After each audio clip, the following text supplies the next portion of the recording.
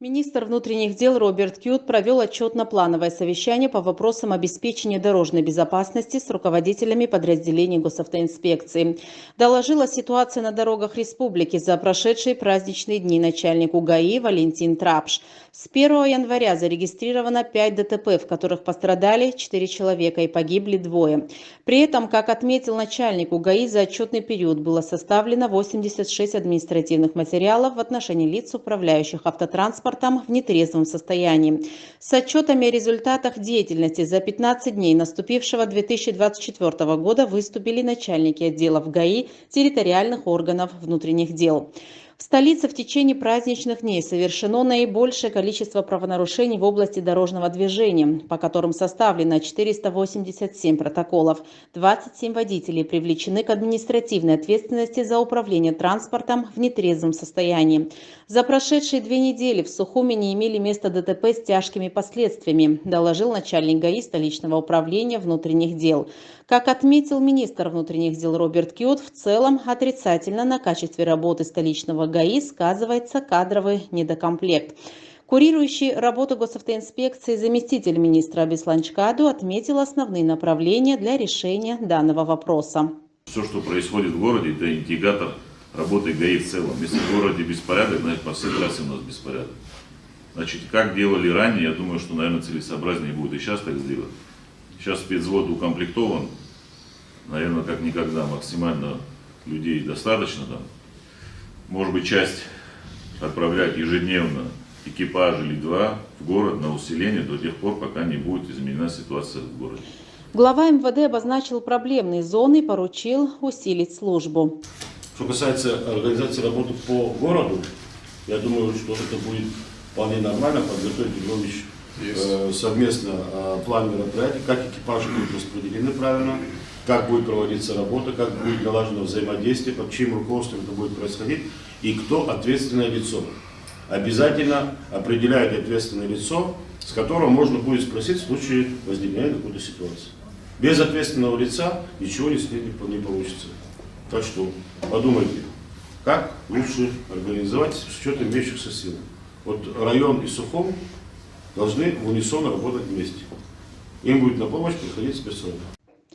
В Гудаутском районе, согласно отчету начальника территориального подразделения ГАИ, имело место 1 ДТП со смертельным исходом. Выявлено 151 нарушение правил дорожного движения, из которых 10 – управление автомобилем в нетрезвом состоянии. По Гудаутскому району ситуацию нужно в корне менять. Как это сделать, я хотел бы услышать ваши конкретные предложения. Мы неоднократно говорили по Акцинскому повороту. Проводили по этому поводу совещание с нашими дорожниками. До сих пор никаких решений там не принято. После нашего совещания сколько ДТП там произошло? 2. Вот. Это что, не результат? Надо принимать какое-то решение.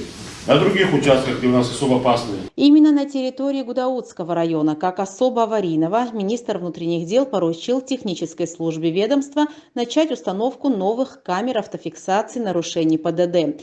В Гагарском районе выявлено 471 нарушение правил дорожного движения. 6 водителей пребывали в нетрезвом состоянии.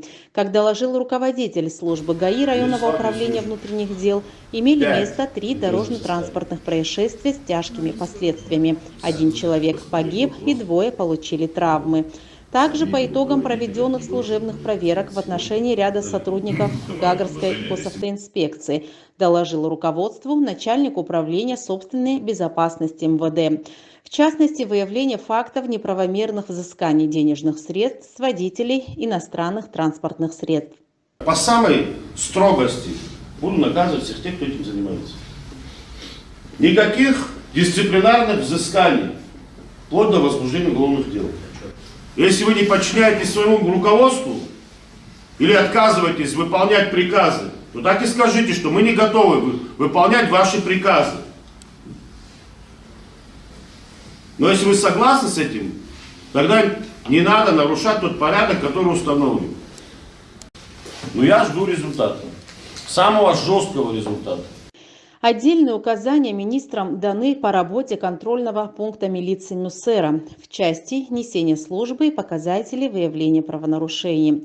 В Сухумском районе за прошедшие выходные дни, как доложил начальник отдела ГАИ, выявлено 304 нарушения правил дорожного движения. Привлечены к административной ответственности 10 водителей, управляющих транспортом в нетрезвом состоянии. И имело место одно дорожно-транспортное происшествие, в котором пострадали 2 граждан.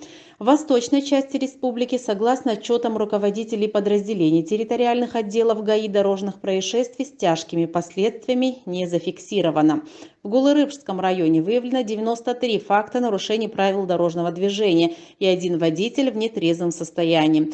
В Ачимчирском районе сотрудники ГАИ оформили 259 административных протоколов, в том числе 8 за управление транспортом в состоянии опьянения.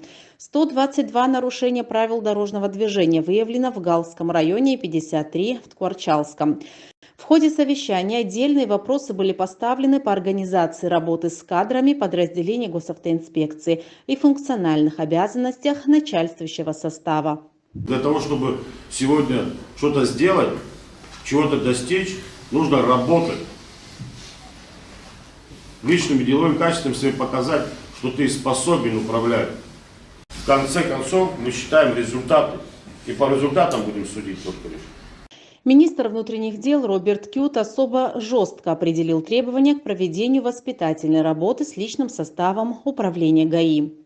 В первую очередь направленную на то, чтобы наши сотрудники не нарушали правил дорожного движения, сами же не создавали аварийные ситуации.